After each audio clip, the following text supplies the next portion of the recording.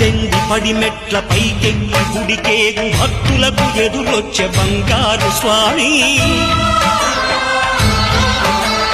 ఇరుముడులు స్పృశించి శుభమును దీవించి జన బృందముల చేరే జగమేలు స్వామి తన భక్తులను విల్చు తప్పులకు తడబడి ఒక పక్క ఒరిగెన ఓంకారమూర్తి